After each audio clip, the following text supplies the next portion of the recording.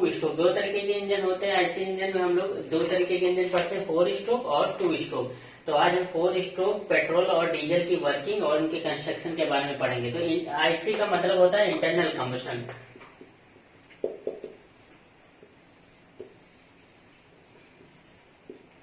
तो ये जितने भी इंजन होते हैं, petrol engine, diesel engine, gas engine, तो ये सारे क्या होते हैं, हमारे इंटरनल कंबशन इंजन होते हैं। एक्सटर्नल कंबशन इंजन भी होता है।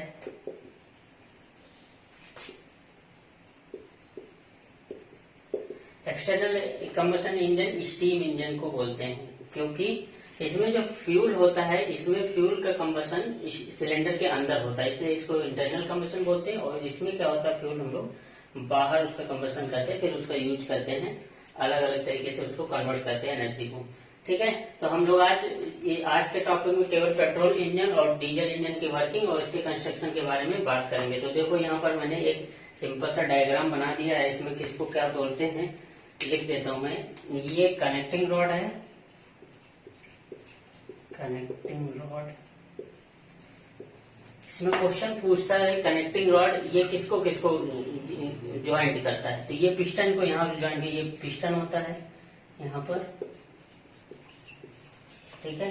और ये यहाँ पर जो ऐसे लाइन दिख रही है, ये पिस्टन रिंग है, पिस्टन रिंग, ठीक है। तो पिस्टन रिंग दो तरीके की होती हैं, पिस्टन रिंग दो तरीके की होती हैं, इनको ध्यान रखना, पूछा जाता है क्वेश्चन। ये पिस्टन रिंग एक होती है कंप्रेशन और एक होती है ऑयल रिंग, ठीक है। कंप्रेशन रिंग और ऑयल रिंग। मिनिमम अगर क्वेश्चन पूछा जाए मिनिमम कितनी पिस्टन इसमें पिस्टन रिंग्स यूज की जाती हैं, तो मिनिमम 2 यूज की जाती हैं, ठीक है। सिलेंडर के अकॉर्डिंग अगर सिलेंडर की साइज ज्यादा है तो हम 3 भी कर सकते हैं, कहीं कहीं पे 4 भी कर देते हैं, 2 कंप्रेशन और 2 ऑयल, ठीक है। तो कंप्रेशन का मतलब जब हम लोग कंप्रेस करते हैं तो ये लीकेज रोकने के लिए होता है कि लीक ना करे। और ऑयल रिंग का मतलब है यहाँ वॉल में क्या होता है, यहाँ पर जो ये वॉल यहाँ टच हो रही है यहाँ पर, तो यहाँ पर इंजन ऑयल आता रहता है इस वॉल पे। तो ये इस वॉल पे इंजन ऑयल आता रहता है बार बार। तो इसको क्या करने के लिए, स्वाइप करने के लिए, इसको वहां से हटाने के लिए इसमें हम लोग ऑयल रिंग का यूज करते हैं। ये यहाँ से बार बार इससे हटाता रहता है ऑयल, ताकि ऑयल का लीकेज भी इधर ना हो। यहाँ पर ये हमारे इस वाले पोर्शन को हम बोलते हैं कंबशन चैम्बर, सीसी लिखते हैं शॉर्ट में, C for combustion, C for chamber, combustion chamber. ये हमारी इनलेट वाल्व होती है, इनलेट वाल्व, और ये हमारी आउटलेट वाल्व, आउटलेट वाल्व, ठीक है। अब इनलेट वाल्व आउटलेट वाल्व में डिफरेंस होता है, इसका डायमीटर इसके कंपैरिजन में कम होता है, ठीक है। इसका डायमीटर इसके कंपैरिजन में कम होता है, यानी अगर इसको D1 माने डायमीटर और इसको D2 माने, तो D1 क्या होगा, D1 हमेशा क्या होगा, लेस देन होगा D2 से, ठीक है। एग्जॉस्ट के लिए, क्योंकि यहाँ एग्जॉस्ट वाल्व है, ये आउटलेट वाल्व है, जब कंबशन कंप्लीट हो जाता है तब यहाँ से गैसेस बाहर निकलती हैं, इसलिए इसका डायमीटर ज्यादा रखा जाता है, इसका कम रखा जाता है, ठीक है। और ये हमारा स्पार्क प्लग लगा होता है, स्पार्क प्लग कौन सी कंडीशन में, जब इंजन हमारा क्या है, पेट्रोल इंजन है, तब स्पार्क प्लग लगा होगा। अगर डीजल इंजन है तो यहाँ पर स्पार्क प्लग नहीं होगा, बाकी ये वाल्व सेम रहेंगी, स्पार्क प्लग हट जाएगा, स्पार्क प्लग की जगह पर इंजेक्टर आ जाएगा, ठीक है। ये गजन पिन होती है यहाँ पर, इस पे इससे जुड़ा होता है, गजन पिन, ठीक है। ये फ्लाईव्हील हटा देता हूँ इसको थोड़ा सा,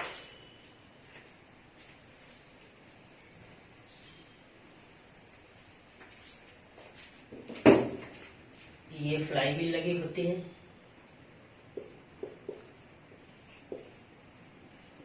फ्लाईव्हील हैवी लगाई जाती है पेट्रोल डीजल इंजन में, पेट्रोल इंजन में कम हैवी लगाई जाती है, लाइट वेटेड लगाई जाती है, कभी कभी ना भी लगाएं तब भी चल जाता है। तो वो हम इसके फ्लाईव्हील को अलग से हम अलग बताएंगे, फ्लाईव्हील का वर्क क्या होता है, कैसे काम करती, क्योंकि इसमें कई चीजें और भी ऐड हो जाएंगी। और ये क्रैंक है, और इस क्रैंक को कवर किए रहते हैं तो क्रैंक केस बोलते हैं, तो वो पूरा कवर रहता है, ये कवर्ड रहता है यहाँ पर, ठीक है। तो अब क्या है, ये क्रैंक, इसके पीछे क्रैंक शाफ्ट होती है, ये क्रैंक शाफ्ट का सामने से दिख रहा है, क्रॉस सेक्शन यहाँ पे दिख रहा है, तो ये क्रैंक शाफ्ट होगी जो पीछे बैक साइड होगी। ठीक है, तो ये क्रैंक शाफ्ट यहाँ पर लिख सकते हो, क्रैंक शाफ्ट। अब क्रैंक शाफ्ट का क्या काम होता है, देखो यहाँ पर ध्यान से देखो थोड़ा सा, ये क्या है, ये पिस्टन क्या कर रहा है, यहाँ पर रेसिप्रोकेटिंग मोशन हमको दे रहा है। ठीक है, रेसिप्रोकेटिंग मोशन हमको मिल रहा है, लेकिन हमको व्हील पर चाहिए होता है रोटरी मोशन। तो क्रैंक क्या काम करेगा, इस रेसिप्रोकेटिंग मोशन को रोटरी मोशन में कन्वर्ट करेगा। ठीक है, इसलिए यहाँ पर क्रैंक यूज की जाती है। क्रैंक ऐसे शेप में बनी होती है, देखा होगा ऐसे, इस शेप में क्रैंक बनी होती है। ठीक है, तो ये क्रैंक शाफ्ट है और इसको सिलेंडर बोलते हैं। ये आपका सिलेंडर हो गया। ठीक है, अब इसमें क्या होता है, ये सिलेंडर है। अब इसकी वर्किंग सिंपल से हम समझ लेते, पहले वर्किंग समझ लेते हैं, फिर आगे हम लोग बढ़ते हैं। एक थोड़ी सी चीजें और बता देता हूँ। इंटरनल पोर्शन में देखो, इस वाले को यहाँ से अगर डायमीटर, इंटरनल डायमीटर मेजर किया जाए सिलेंडर का, इंटरनल डायमीटर यहाँ से मतलब थिकनेस हटा दी जाए, तो इसको बोर बोलते हैं। ठीक है, इंटरनल डायमीटर को बोर बोलते हैं। और यहाँ पर जब ऊपर पिस्टन जहाँ पर जाता है, जहाँ पर लास्ट में रुक जाता है, यहाँ पर देखो पिस्टन के लास्ट एंड तक नहीं जाता, मतलब यहाँ वॉल्व तक नहीं जाएगा, पिस्टन यहीं पर रुक जाएगा, इस जगह पर रुक जाएगा, बीच में थोड़ा सा स्पेस रहता है, तो इसको हम लोग क्या बोलते हैं, क्लियरेंस वॉल्यूम बोलते हैं, VC से डिनोट करते हैं। और इसको यहाँ से यहाँ तक जो बचेगा, इसको हम स्वेप्ट वॉल्यूम बोलते हैं। ठीक है, तो ये स्वेप्ट वॉल्यूम है और वो क्लियरेंस वॉल्यूम है यहाँ पर, क्योंकि अगर पिस्टन यहाँ ऊपर तक चला जाएगा तो जो चार्ज आएगा या डीजल कंडीशन में एयर आएगी तो उसके लिए स्पेस नहीं बचेगा। ठीक है, तो ये क्लियरेंस वॉल्यूम। अब यहीं से हमारा ये निकल के आता है कंप्रेशन रेशियो, ये बहुत पूछा जाता है, कंप्रेशन रेशियो। तो कंप्रेशन रेशियो क्या होता है, टोटल वॉल्यूम, इसका टोटल वॉल्यूम क्या हुआ, clearance volume plus swept volume upon clearance volume, ये इसका कंप्रेशन रेशियो होता है। तो इसको R से सिंपली डिनोट करते हैं, तो VC upon plus VS, swept volume plus clearance volume upon clearance. ठीक है, ये कंप्रेशन रेशियो है। तो कंप्रेशन रेशियो डायरेक्टली पूछ लिया जाता है कि डीजल इंजन का कंप्रेशन रेशियो क्या होता है और तो पेट्रोल इंजन का कंप्रेशन रेशियो क्या होता है। कि तो किसी भी इंजन की जो एफिशिएंसी डिपेंड करती है वो कंप्रेशन रेशियो पे डिपेंड करती है। तो कंप्रेशन रेशियो इसकी 5 से 8 या 5 से 12 होती है पेट्रोल की। ठीक है, ये बहुत सी जगह पर अलग अलग लिखा हुआ है, तो आप ध्यान रखना, कम होती है इसकी कंप्रेशन रेशियो। और डीजल का कंप्रेशन रेशियो 14 से 22 तक होता है। कहीं कहीं 15 से 22 लिखा हुआ है, कहीं कहीं 22 से 16 से 24 लिखा हुआ है।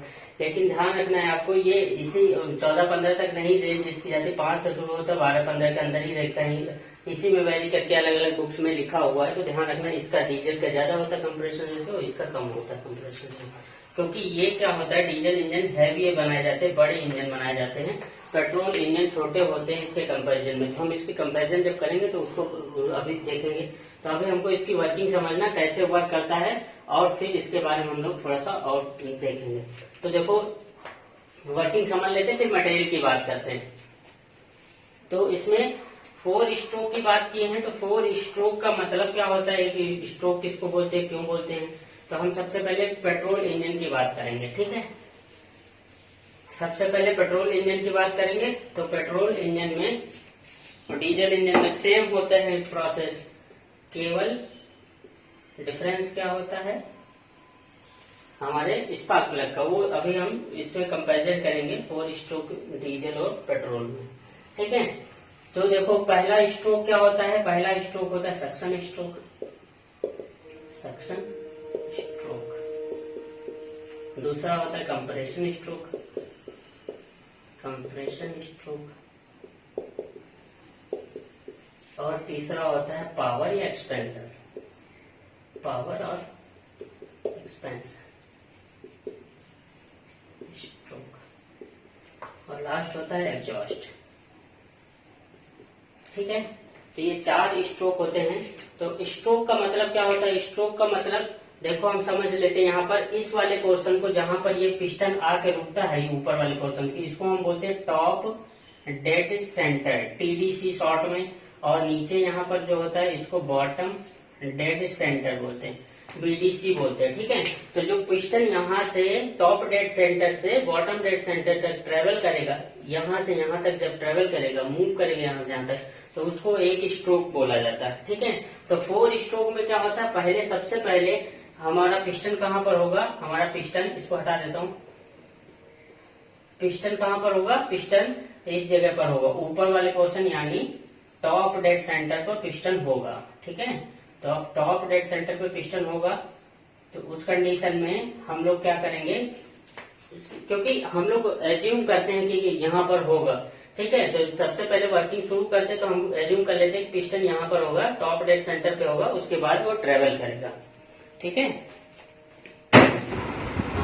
ठीक है, तो ये फर्स्ट स्ट्रोक हो गया सक्शन स्ट्रोक। सक्शन स्ट्रोक में क्या होगा, पिस्टन जो होगा हमारा टीडीसी पर होगा, टीडीसी पर मतलब टॉप डेड सेंटर पे होगा, और हम ये अब नीचे मूव करेगा, यानी बॉटम डेड सेंटर की तरफ मूव करेगा। तो कैसे मूव करेगा, इसको मूव करने के लिए हमको एक्सटर्नल सोर्स की जरूरत पड़ेगी, एक्सटर्नल पावर की जरूरत पड़ेगी। तो क्या करते हैं इसके लिए हम लोग, इसके लिए सबको पता है किक लगाते हैं, या फिर सेल्फ स्टार्टर आजकल आ गए हैं, तो उससे हम लोग इसको एक बार मूव कराना होता है। ठीक है, तो यहाँ से यहाँ मूव करेगा, तो फर्स्ट स्ट्रोक में क्या होगा, सक्शन स्ट्रोक होगा।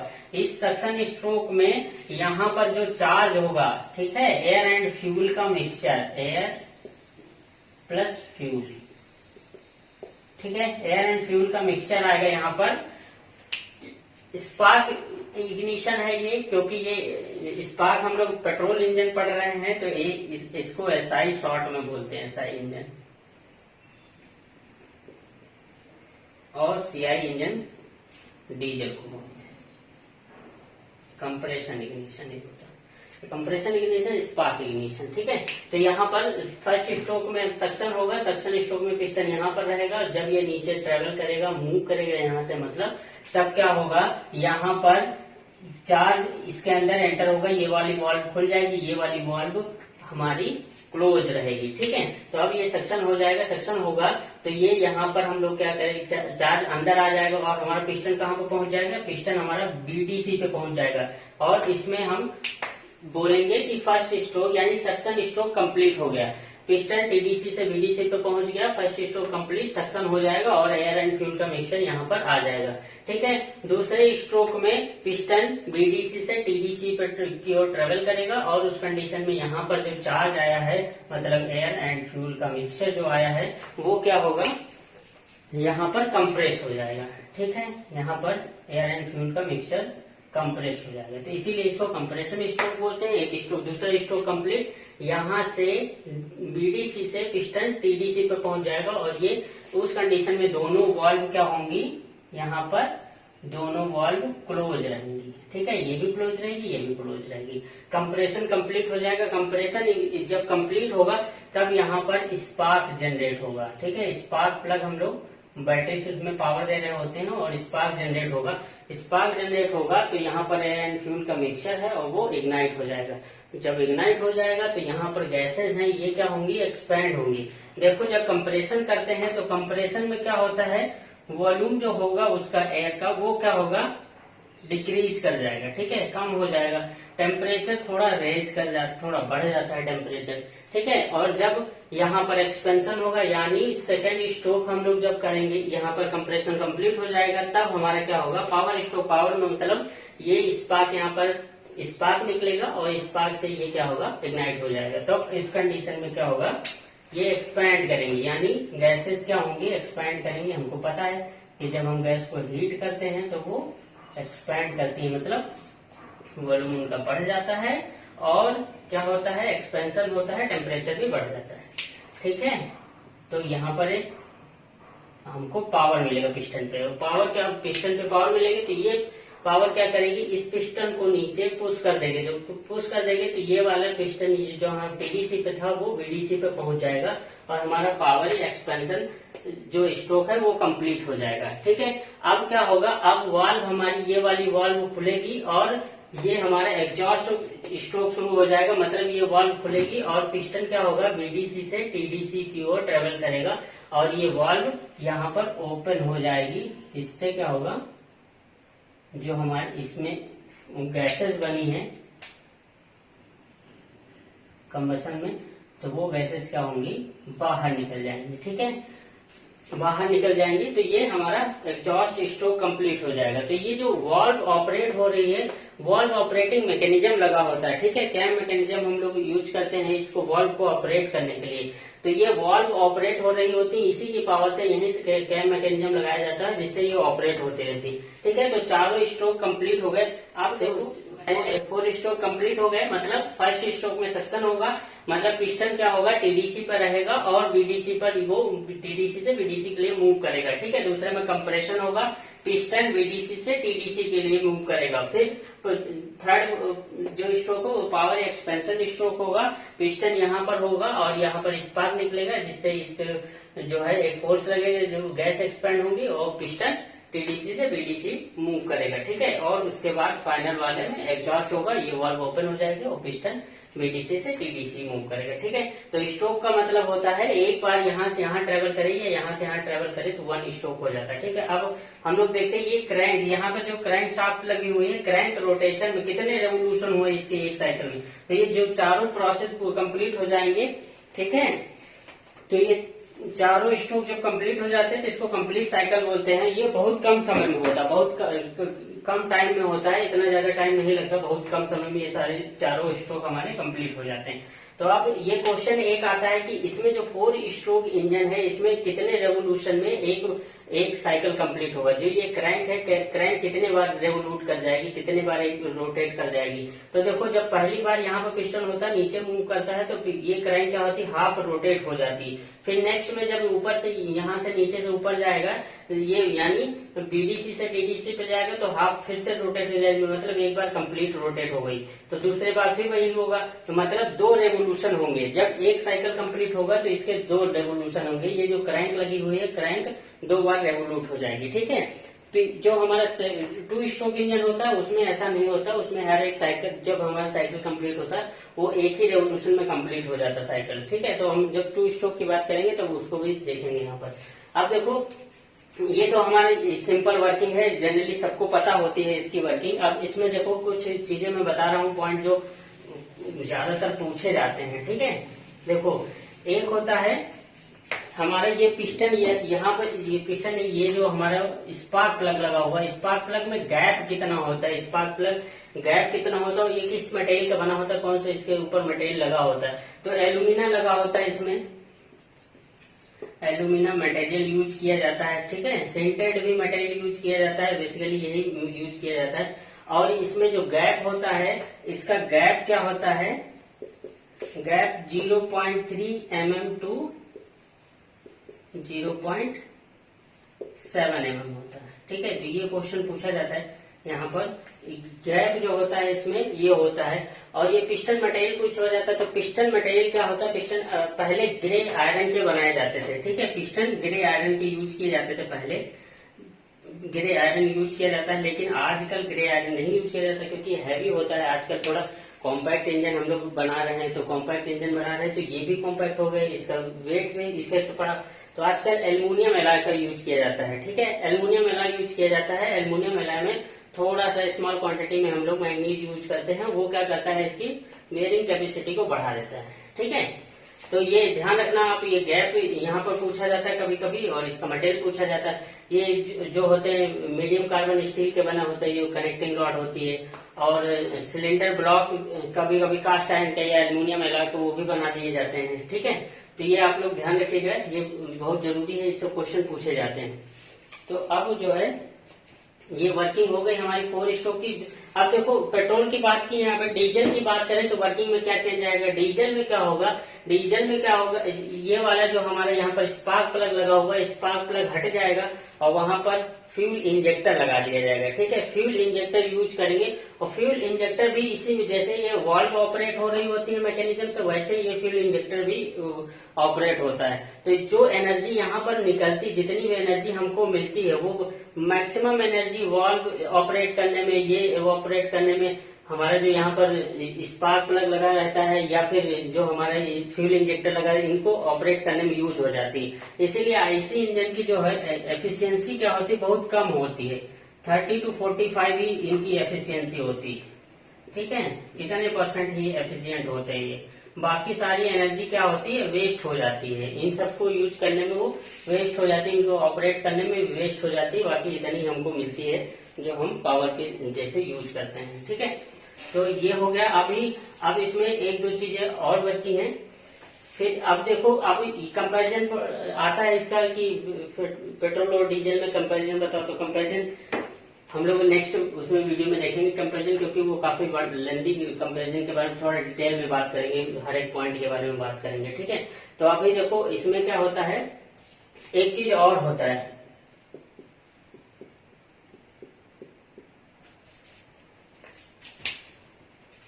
बंद करो इसको, ठीक है। तो इसमें एक चीज और बचता है। देखो एक क्वेश्चन इसमें पूछा जाता है कि कौन सी कंडीशन होती है, उस कंडीशन को क्या बोलते हैं, कि जब ये दोनों वाल्व ओपन होती है उस समय उस कंडीशन को क्या बोलते हैं। इस समय कौन सी कंडीशन बोली जाती है जब दोनों वाल्व ओपन होती है। तो देखो जब एग्जॉस्ट होता है, जब एग्जॉस्ट वाला हमारा फाइनल वाला स्ट्रोक कंप्लीट हो रहा होता है, तब देखो जब पिस्टन ये वाल्व ओपन होती, ये पिस्टन इधर ऊपर आ रहा होता है, तो यहाँ पर क्या होता है, ये वाल्व ओपन होती, इसके जस्ट बाद, एग्जॉस्ट के जस्ट बाद हमारा सक्शन शुरू होता है। तो सक्शन शुरू होता है उस समय फ्रिक्शन टाइम में क्या होता है, दोनों वाल्व ओपन होती है, उस कंडीशन में दोनों वाल्व ओपन होते हैं। तो इसको हम लोग पॉजिटिव ओवरलैप एंगल बोलते हैं। तो जो जिस समय उस समय जो एंगल होता है इस क्रैंक का, उसको पॉजिटिव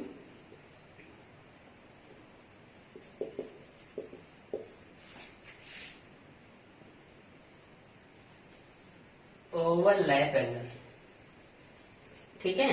तो उस कंडीशन में क्या होगा, दोनों वाल्व ओपन होती हैं, तो इससे हमको लॉस भी हो जाता है। यहाँ से जो चार्ज आ रहा है वो कुछ क्वांटिटी चार्ज की क्या होती है, लॉस हो जाती है, एग्जॉस्ट हो जाती है बाहर, तो उसकी वजह से लॉस भी होता है। तो यहाँ पर देखो जो एनर्जी हमको पिस्टन पे मिलती है, ध्यान रखना पॉइंट ये पूछे जाते हैं क्वेश्चन कॉम्पिटेटिव एग्जाम में, बहुत जरूरी है, इसको याद रखना। देखो यहाँ पर क्या होता है, जब हमारा जो है यहाँ पर जब गैसेज एक्सपैंड होती हैं, तो यहाँ पर जब हमको एनर्जी मिलती है, जो एनर्जी, उस एनर्जी को हम क्या बोलते हैं, इंडिकेटेड पावर बोलते हैं, इंडिकेटेड पावर, ठीक है। और पावर अगर हॉर्स पावर में मेजर की जाए तो इंडिकेटेड हॉर्स पावर, ठीक, इंडिकेटेड हॉर्स पावर, या IHP शॉर्ट में, ठीक है। और यहाँ पर जब हमको क्रैंक, ये जब एनर्जी यहाँ पर हमको पावर मिलती है, और पावर फिर मिलने के बाद ये पावर जब ट्रांसमिट होकर यहाँ पर आती है क्रैंक पर, क्योंकि क्रैंक ही हमारी इसको रेसिप्रोकेटिंग मोशन को रोटेटिंग मोशन में कन्वर्ट करती है, तो इसके बाद हमारी व्हील पे जाती है। तो यहाँ पर जब हमारी पावर आती है तो उसको हम लोग क्या बोलते हैं, ब्रेक हॉर्स पावर बोलते हैं, ब्रेक हॉर्स पावर, ठीक है। तो इसको हम लोग क्या, इसमें क्या डिफरेंस होती है, दोनों को अलग अलग क्यों बोलते हैं, ब्रेक हॉर्स पावर। तो इसकी जो ये जो होती है इंडिकेटेड पावर हमेशा क्या होगी, हमेशा ग्रेटर देन होगी ब्रेक हॉर्स पावर। क्यों, क्योंकि यहाँ पर फ्रिक्शन लॉसेस हो जाते हैं। Friction losses, major friction losses होते हैं। लॉसेस कई तरीके के होते हैं, लेकिन हम उसको फ्रिक्शन लॉसेस बोलते हैं, ठीक है। तो देखो फ्रिक्शन लॉसेस कहाँ कहाँ पर कौन कौन से लॉसेस होंगे। देखो जो पहली चीज तो यहाँ पर देखो ये जो वॉल है, ये सिलेंडर वॉल है, इसके कांटेक्ट में आ रही है पिस्टन के, तो पिस्टन के कांटेक्ट में आएगी तो यहाँ पर फ्रिक्शन होगा, उसकी वजह से लॉस होगा। यहाँ पर देखो गजन पिन लगी, यहाँ पर एक ज्वाइंट है, इसकी वजह से फ्रिक्शन लॉस होगा। यहाँ पर एक पिन लगी हुई है, इसकी वजह से लॉस होगा, पावर लॉस हो जाती है। यहाँ पर ज्वाइंट है, इसकी वजह से पावर लॉस हो जाती है। यहाँ पे मैंने बताया कि यहाँ पर दोनों वाल्व कभी कभी फ्रिक्शन टाइम में खुली रह जाती है, जिसकी वजह से थोड़ा चार्ज लॉस हो जाता है। रेडिएशन होता है, रेडिएशन मतलब ये हीटेड हो जाएगा, ये हीट बाहर निकल जाएगी हमारे एटमॉस्फेयर में, तो उसकी वजह से लॉस हो जाता है, ठीक है। तो ये सारे फ्रिक्शन लॉस में आते हैं। और एक और पंपिंग लॉस होता है। पंपिंग लॉस क्या होती है, पंपिंग लॉस मतलब जब यहाँ पर पावर मिलती है, पिस्टन को नीचे पुश करती है, ये एक्सपैंड होगी तो एक इस पे फोर्स लगेगा जो नीचे को पुश करेगा, तो यहाँ का प्रेशर जो होगा और यहाँ का प्रेशर क्या होगा, इन दोनों प्रेशर में डिफरेंस होता है, इसकी वजह से पंपिंग लॉस भी हो जाती है। तो अगर हम ब्रेक, इसको हम लोग इंडिकेटेड पावर, अगर हम लोग इसमें इसको कैलकुलेट करते हैं तो ये वाली इंडिकेटेड पावर की वैल्यू ज्यादा होती है, इसकी वैल्यू कम होती है, क्योंकि हमारे लॉसेज हो जाते हैं ढेर सारे, इनको हम लोग फ्रिक्शन लॉसेज बोलते हैं, ठीक है। तो अब इस वाले लेक्चर में इतना ही। नेक्स्ट लेक्चर में हम लोग जो है इससे दूसरे टॉपिक जो इससे रिलेटेड अभी और भी बहुत सी चीजें हैं इसमें बाकी होंगे।